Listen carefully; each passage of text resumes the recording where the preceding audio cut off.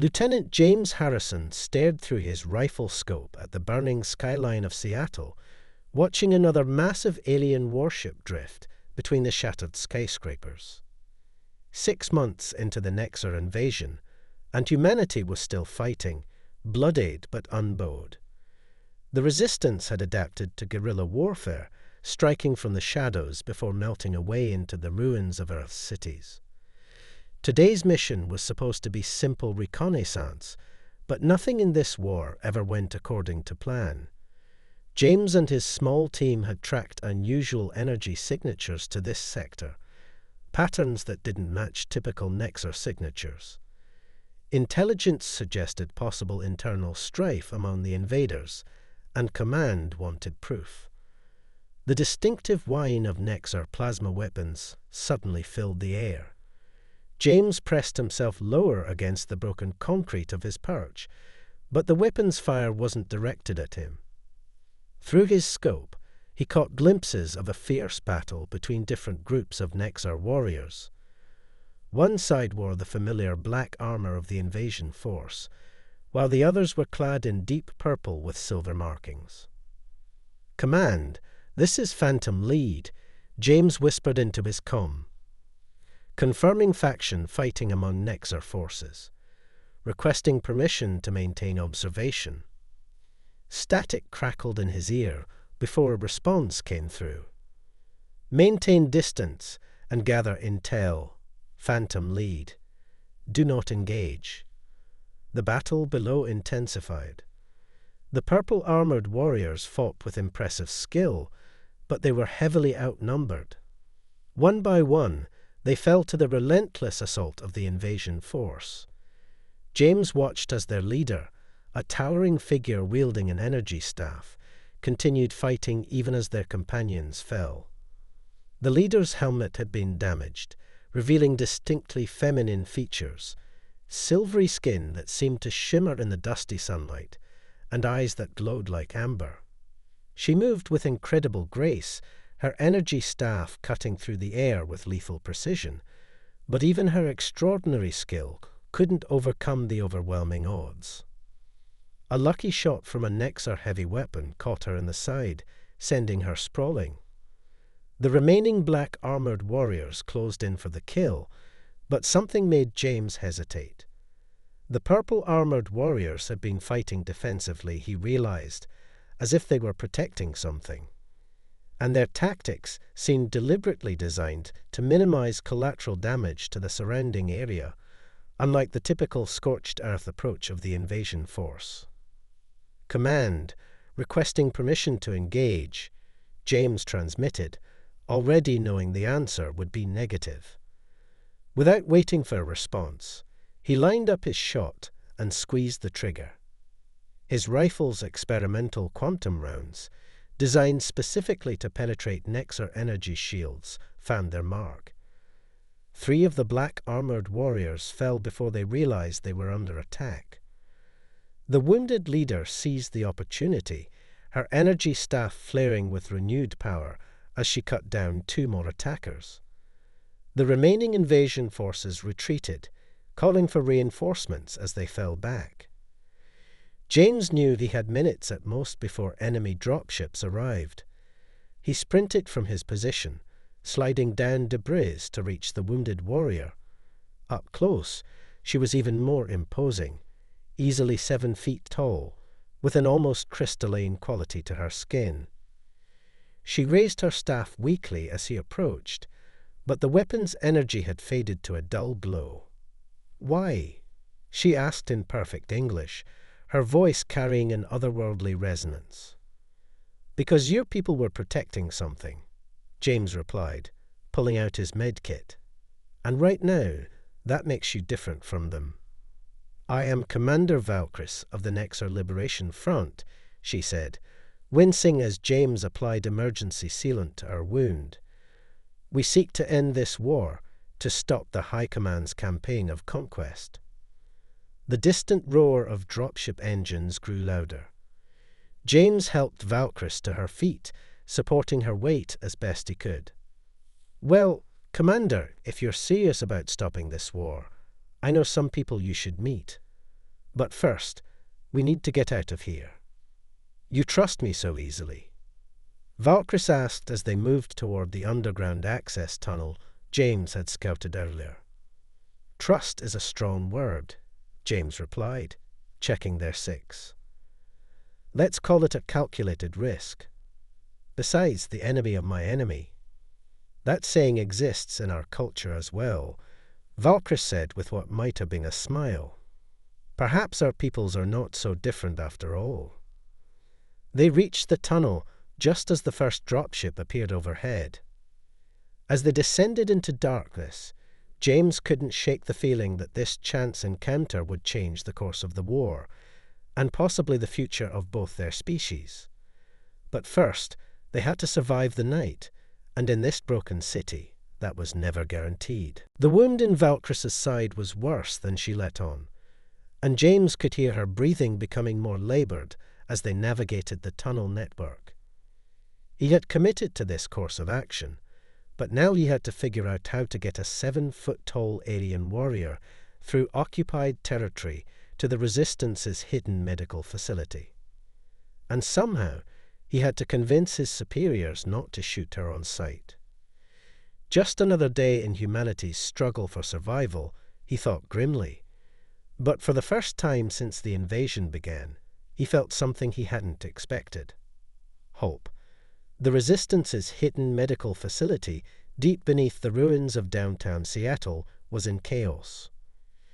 James had radioed ahead about bringing in a high-value asset, but nothing could have prepared them for the sight of a Nexar warrior being half-carried through their security checkpoint.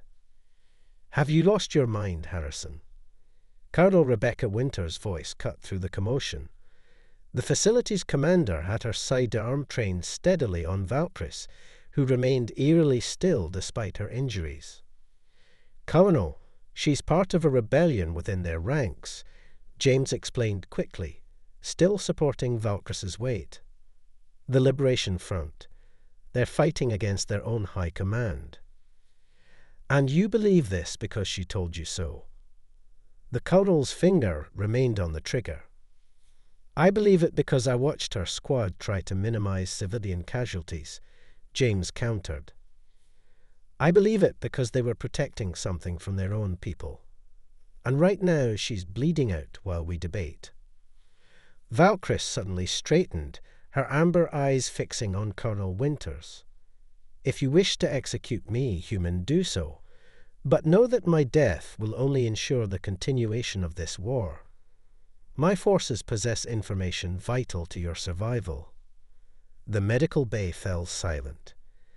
Colonel Winters studied the alien warrior for a long moment before slowly lowering her weapon. "Get her to operating room 3. Harrison, you don't leave her side. If this is a trick, you'll both regret it." The next few hours were tense. The medical team worked cautiously on Valkrys's injuries, discovering that Nexar physiology was both similar and startlingly different from human biology. Their blood contained trace elements of an unknown mineral that seemed to enhance their natural healing abilities. James stood guard, watching as color slowly returned to Valkrys's silvery skin. She drifted in and out of consciousness, occasionally muttering in her native language. During one lucid moment, she grabbed James's arm with surprising strength. "The data core," she whispered urgently. "In my armor's central processor. It must reach your leaders." The facility's tech team worked through the night to decrypt the data core. What they found changed everything. Detailed battle plans, shield frequencies, fleet movements, but most importantly, proof that the Nexar High Command had deliberately sabotaged peace negotiations before the invasion. They were never interested in diplomatic solutions, Valkyrie explained later, sitting up in her medical bed despite the doctor's protests. The High Command believes that conflict drives evolution. They see war as a crucible for advancement. Colonel Winters, who had returned with a full security detail, frowned. "And your Liberation Front disagrees?" "Do you believe there are better paths to advancement?" cooperation, exchange of knowledge. Valkrys's gaze swept the room. Your species has achieved much in a fraction of the time it took us. Imagine what we could learn from each other. Pretty words, Winters said, but words don't erase 6 months of war. No, Valkrys agreed, but actions might. My forces are not the only ones who oppose this war. There are others, highly placed within the High Command itself, who seek change. With your help, we cooled. An explosion rocked the facility, cutting off her words. Emergency lights flashed as alarms blared. We've been compromised. A voice shouted over the facility's comm system. Multiple breach points. They're inside the perimeter. James was already moving, tossing Valkrys a repaired energy staff. She caught it smoothly, rising to her feet in one fluid motion. You're not fully healed, he warned. I have fought with worse injuries, she replied, the staff humming to life in her hands. The High Command must have tracked my hour's emergency beacon. I have led death to your door. Then let's give them the welcome they deserve, Colonel Winters said grimly, checking her weapon. Harrison, get our guest to the emergency exit. The rest of you, defensive positions. But Valkrys shook her head. No, I will not flee while others die in my place. She turned to James. Fight with me, Lieutenant Harrison. Show me if humans are truly the warriors my people believe you to be. The first wave of Nexar troops breached the medical bay's doors in a storm of plasma fire. What they found was not the easy target they expected. Human and rebel Nexar fought side by side, their different combat styles complementing each other perfectly. James's quantum rounds created openings in enemy shields that Valkrys exploited with devastating efficiency. Colonel Winters coordinated the facility's defense with precision, using their knowledge of the tunnels to outmaneuver the attackers. During a brief lull in the fighting, James found himself back-to-back with Valkrys, both of them breathing heavily. Still think cooperation is the answer? He asked, reloading his rifle.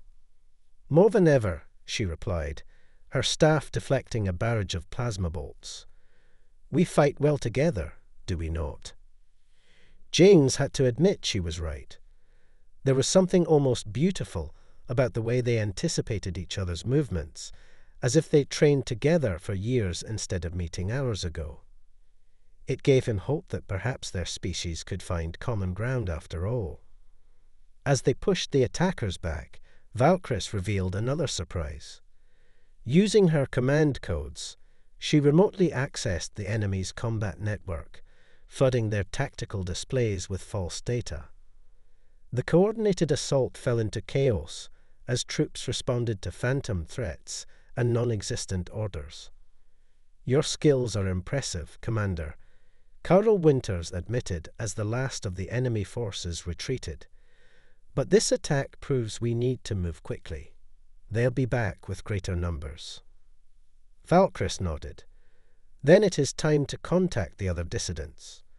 The High Command believes they have crushed our rebellion, but they do not yet realize how far our influence spreads. She turned to James. Will you help us? James looked at Colonel Winters, who gave a slight nod. Looks like we're all in this together now, he said. But first, you need to tell us everything. No more surprises. Agreed, Valkrys said solemnly. Though I warn you, the truth about this war, about why my people really came to Earth, is far stranger than you imagine. As the facility's personnel began emergency evacuation procedures, James couldn't help but wonder what other revelations awaited them. The war had entered a new phase, and the line between friend and foe was becoming increasingly blurred. But looking at Valkrys, seeing the determination in her alien eyes, he knew they had made the right choice. The underground resistance base in what was once Vancouver had become a strange sight indeed. Humans and rebel Nexar warriors trained together, sharing tactics and technology while building trust that would have seemed impossible months ago. In the 3 weeks since the Seattle facility evacuation, their unlikely alliance had grown stronger and more necessary with each passing day. James watched from the command center as Valkyrie addressed a mixed group of human and Nexar soldiers. She had recovered fully from her injuries, and her presence commanded respect from both species. But it was the Deta crystal in her hand that held everyone's attention. "The information recovered from our last raid confirms our worst fears," Valkyrie announced, her voice grave. "The High Command's invasion was never about conquest or resources. Earth was chosen for a very specific reason." The holographic display activated, showing a complex molecular structure that rotated slowly in the air. James stepped closer, recognizing it from the briefings. The mysterious genetic marker that appeared in roughly 10% of Earth's population. "This sequence," Valkyrie continued, "is identical to one found in ancient Nexar ruins on our homeworld. Ruins that predate our civilization by millions of years." She paused, letting the implications sink in. "The High Command believes humanity is a lost branch of our species, engineered by the same precursor race that uplifted us." Colonel Winters, who had transferred with them from Seattle, crossed her arms. "You're saying some ancient aliens created both our species? That we're related?" "More than related," Valkyrie replied. "We believe humans were designed as a parallel experiment. While our ancestors were given advanced technology and rapid physical evolution, yours were left to develop naturally. The High Command sees this war as a way to prove their path was superior." James felt a chill run down his spine. They're not just invading Earth. They're conducting a species-wide experiment.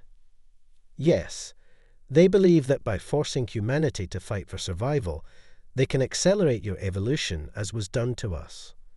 Valkyrie's amber eyes flashed with anger. But they fail to understand that natural development has given humans advantages we never gained.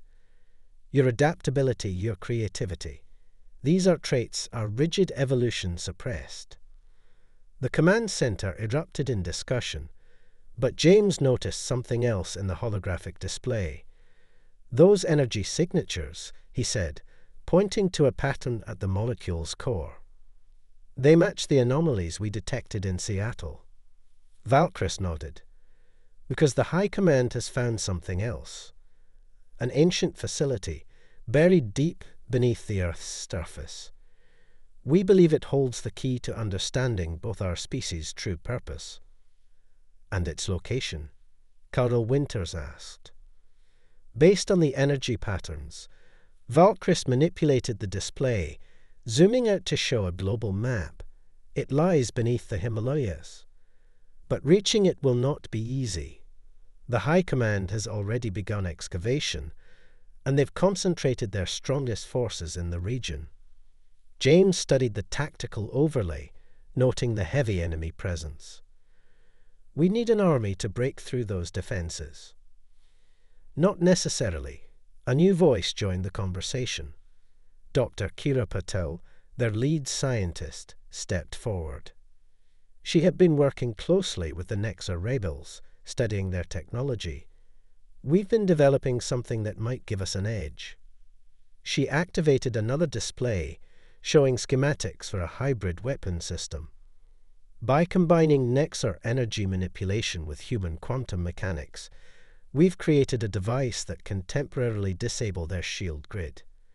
But it has to be deployed from inside their security perimeter. A stealth mission," James mused, already seeing the possibilities. "A small team might slip through where an army couldn't." Valkyrie turned to him, a familiar intensity in her gaze. "We would need to work in perfect synchronization. One mistake, one moment of hesitation." "Then it's a good thing we've had some practice," he replied with a slight smile, remembering their battle in the medical facility. Colonel Winter studied them both before making her decision. Assemble your team. You have 48 hours to prepare. Whatever's in that facility, we can't let the High Command access it first. The next 2 days were a blur of preparation. James and Valkyris selected their team carefully, 3 humans and 3 Nexar rebels, each chosen for their specific skills. Dr. Patel worked tirelessly to perfect the shield disruptor, knowing their lives would depend on its performance. On the evening before their departure, James found Valkyris in the training room, practicing combat forms with her energy staff. She moved with liquid grace, but he could sense tension in her movements. Having second thoughts, he asked, leaning against the doorway. She completed her form before answering. Among my people, there is an ancient prophecy about a time of great change, when the children of the stars would reunite. I never gave it much thought until now. You think that's what's happening here? I think, she said carefully, that the universe has a strange sense of humor. Our peoples might have met in peace, shared our knowledge willingly. Instead, we must forge our bonds in combat and sacrifice. James stepped into the room, picking up a practice staff. Maybe that's fitting. The best alliances are built on facing challenges together, not just talking about them. Valkyris assumed a ready stance, a familiar glint in her eye. Shall we practice that theory, Lieutenant Harrison? As they sparred, moving through the forms they had taught each other, James reflected on how much had changed. 6 months ago, he had been fighting to drive these aliens from Earth. Now he was preparing to undertake a mission that might reveal both species shared a common origin. But watching Valkyris move, seeing the determination and honor that drove her, he realized something important. Whatever they discovered in that ancient facility, whatever secrets lay buried beneath the mountains, the true revelation had already occurred. 2 species, meant to be brothers, had found their way back to each other not through peace, but through the very conflict meant to drive them apart. Tomorrow they would begin their most dangerous mission yet. But tonight, in this moment, they were simply warriors preparing to face a challenge together. And somehow, that felt exactly right. The Himalayan wind howled around them as James and his team crouched behind a ridge of ancient ice. Below, the High Command's excavation sites sprawled across the valley like an alien wound in the Earth's surface. Massive energy drills pierced the ground, their purple beams casting eerie shadows across the snow. Security patrol approaching, whispered Talon, one of the Nexar rebels on their team. His crystalline features were barely visible beneath his stealth armor. 3 units, standard formation. James glanced at Valkyris, who nodded imperceptibly. They had rehearsed this dozens of times. As the patrol passed beneath their position, the team descended in perfect silence, using modified grappling units developed by Dr. Petal. The Nexar shields, designed to stop energy weapons and projectiles, were useless against old-fashioned gravity. They neutralized the patrol without raising an alarm, their movements synchronized through weeks of training. Renna, their human tech specialist, quickly accessed a fallen guard's neural link. I've got their pictorial schedules. She subvocalized through their secure comm. There's a 5-minute window between shifts at the south entrance. The excavation goes deeper than our scans showed. Valkyris added, studying data from her own interface. At least 30 levels beneath the surface. The energy readings are strongest at the lowest point. James checked the shield disruptor strapped to his back. They're one shot at reaching those depths. Then we better not miss our window.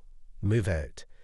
They traversed the perimeter using stolen security codes, each step bringing them closer to the facility's core. The hybrid nature of their team proved invaluable. The Nexar rebels understood the facility's systems intimately. while the humans' unconventional thinking helped them exploit weaknesses the High Command had never considered. But as they descended deeper into the facility, something changed. The architecture shifted from utilitarian Nexar design to something older, more organic. The walls seemed to pulse with a faint, bluish light. "This isn't our technology," Valkyrie breathed, running her hand along a curved wall. "This is from them, the precursors." Before James could respond, alarms blared throughout the facility. "Multiple security breaches detected," a computerized voice announced in the Nexar language. "All units converge on lower levels." "That's not for us," Rena said, checking her displays. "There are other intruders. Multiple points of entry." James shared a look with Valkyrie. "The other resistance cells." She shook her head. "We coordinated no other operations. Something else is happening." The facility trembled as distant explosions echoed through the corridors. Making a quick decision, James led the team into a side chamber to avoid the rush of security forces heading toward the disturbance. The room they entered stopped them in their tracks. Holographic displays filled the air, showing star maps and genetic sequences that twisted and combined in impossible patterns. At the center stood a pillar of light containing what appeared to be a single crystal, floating in suspension. "The source," Valkyrie whispered in awe. "It's real." Before James could ask what she meant, the chamber's entrance exploded inward. Through the smoke stepped a towering figure in ornate battle armor, High Commander Xerath himself, flanked by elite guards. Commander Valkyrie, his voice resonated with power and contempt. "I knew you would lead them here eventually. Your predictability made you a useful tool." Valkyrie's energy staff flared to life. "You knew about the rebellion all along." "Of course. Did you think we failed to notice your little insurgency? We allowed it to persist, knowing it would help us locate what we sought." He gestured to the crystal. "The key to fulfilling our species' true destiny. By enslaving humanity, by forcing them to evolve according to your design." Valkyrie's voice shook with rage. "By correcting a mistake," Xerath replied. "The precursors divided us, set us on different paths. Now we can unite our species under proper guidance, my guidance." James activated the shield disruptor, but Xerath laughed. "Your primitive device cannot affect technology you don't understand. This chamber exists outside normal space-time. Here, only precursor systems have power." As if to demonstrate, he raised his hand. Energy cascaded from the crystal, surrounding him in a nimbus of light. The chamber's holographic displays went wild, showing genetic sequences rewriting themselves at impossible speeds. "Watch," Xerath commanded. "Watch as I claim the legacy denied to us." But Valkyrie was already moving. With impossible speed, she launched herself at the High Commander, her staff striking his energy field. The impact sent shockwaves through the chamber. "Now," she shouted to James, "the crystal." Understanding flashed through him.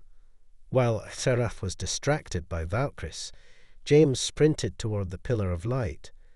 The rest of their team engaged the elite guards, buying him precious seconds. Xerath roared in fury, trying to direct the crystal's energy at James. But Valkyrie kept him off balance. Her combat style, refined through weeks of training with humans, was unlike anything he had encountered. James reached the crystal just as Xerath broke free from Valkyrie's assault. Time seemed to slow as he stretched out his hand toward the ancient artifact. The moment his fingers touched its surface, the world exploded in light. Knowledge flooded his mind, not just information, but understanding. The precursors hadn't divided humanity and the Nexar as an experiment. They had given them different paths because unity could only be achieved through choice, not force.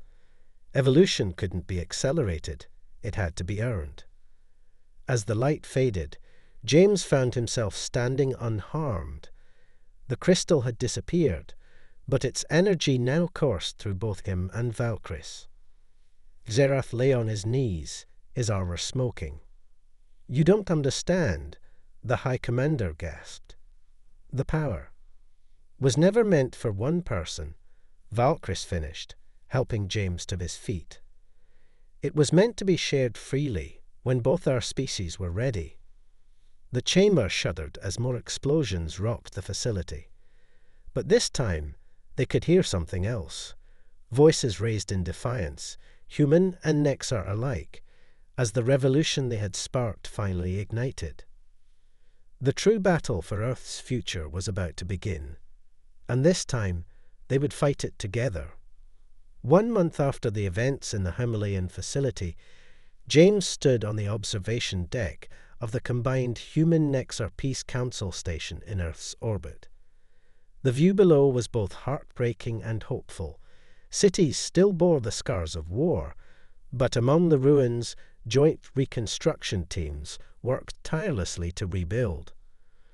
Valkyris joined him at the window, her silver skin reflecting the starlight. The crystal's energy had changed them both subtly. A faint luminescence beneath their skin enhanced mental capabilities and a connection that defied explanation. But more importantly, it had given them the wisdom to use these gifts responsibly. "The last of Xerath's loyalists surrendered this morning," she reported. "Many of them laid down arms willingly once they learned the truth about the precursors. And the others will face justice before a combined tribunal." Valkyris's expression softened. "Both our peoples must acknowledge the wrongs committed during this war if we're to move forward." James nodded, watching a Nexar reconstruction ship deploy over what was once Seattle. Dr. Patel's latest report shows the genetic changes are spreading naturally through both populations. Slow enough to be integrated safely, just as the precursors intended. Evolution at its proper pace, Valkyris agreed, though some changes are happening faster than others. She was right. Already, joint scientific teams were making breakthrough discoveries by combining human intuition with Nexar technological expertise. Cultural exchange programs were breaking down centuries of isolation, and the first hybrid settlements were being planned. "The Council is ready for us," James said, checking the time. "Ready to help shape this new future." Valkyris smiled, something she had learned from humans. "I have been thinking about what we found in that facility. The precursors didn't just give us different paths, they gave us different strengths. Your people's adaptability, creativity, and resilience. My people's technological advancement, discipline, and pursuit of perfection. Balance in all things." James quoted one of the precursor texts they had decoded. "Indeed. But they also left us a choice. They couldn't force us to reunite. We had to choose it ourselves, even if that choice came through conflict." The council chamber was filled with representatives from both species when they arrived. Some faces were familiar from the Resistance, others were former enemies who had seen the truth. All were committed to forging a new path. As James and Valkyris took their positions as joint leaders of the newly formed unification force, he reflected on how far they had come. The war had nearly destroyed both their species, but through that crucible, they had found something greater than victory. They had found purpose. The floor recognizes Commander Valkyris and Lieutenant Harrison, the Council Speaker announced. "Please present your proposal for the Joint Defense Initiative." Valkyris activated the holographic display, showing plans for a combined fleet that would protect both Earth and the Nexar homeworld. "Honored representatives," she began, "we stand at the dawn of a new era." The precursors showed us that true strength lies not in domination, but in cooperation, not in forcing change, but in growing together. James stepped forward to continue. Our proposal isn't just about defense. It's about creating a future where our children, human and Nexar alike, can reach for the stars together, where the differences that once divided us become the strengths that unite us. The chamber erupted in discussion, but James could see the approval in their eyes. The same hope he had felt that day in Seattle, when he chose to help a wounded enemy, was now shared by millions on both worlds.